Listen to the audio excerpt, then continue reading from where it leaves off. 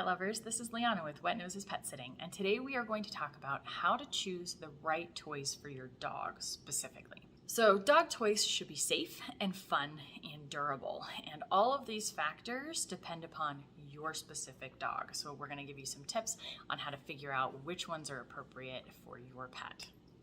In general, you do want to avoid anything that is sharp, pointy, is a string that they can easily swallow, things like rubber bands, ribbon, kids' toys that might have parts that are not super safe, pantyhose, and anything that can be easily swallowed and digested. So keep an eye on those things and make sure that those are not being used as regular toys.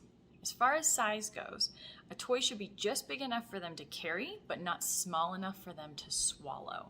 So you want it to nicely fit in their mouth, but you don't want them to choke on it if they decide to try to swallow it, or if they're playing on accident and that something happens. So you're also going to have to evaluate how rough your dog is with his toys. So if your dog is gentle and likes to just carry things around, you can get away with the nice, soft, squeaky toys with lots of stuffing and whatnot, and that's not a big deal.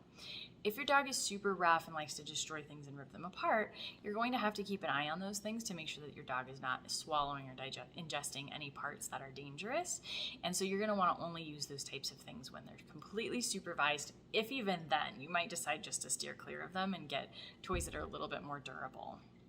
Rawhide's a common treat. It's not exactly a toy, but I do want to cover it here because you do want to avoid rawhides, especially chip rawhides in most cases.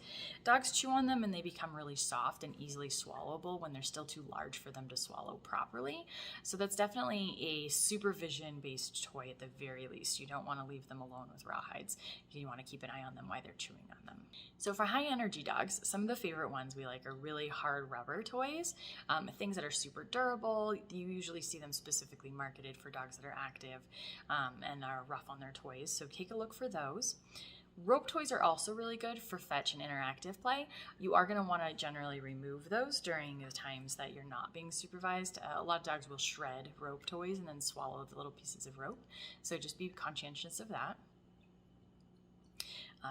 Tennis balls are also great toys. Keep an eye out for those dogs that like to chew off the outside felt and then chew the balls into little pieces. So again, this is knowing your dog and what they can tolerate and deal with and what they're going to annihilate as soon as you walk out of the room. Treat toys and puzzle toys are fantastic, and we're seeing more and more of these on the market these days. So you can buy individual ones. You can also look up videos on how to make them. But they allow puzzles for your dog to learn and play with, and you actually use their brain, which is a great way to exhaust the dog.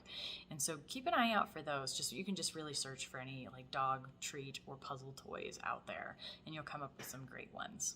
And my last tip is just to rotate your toys regularly. So you do want to have 4 or 5 toys out, and it really creates a certain level of novelty if you only have a handful of toys out at one time and you rotate them so that they sometimes seem new.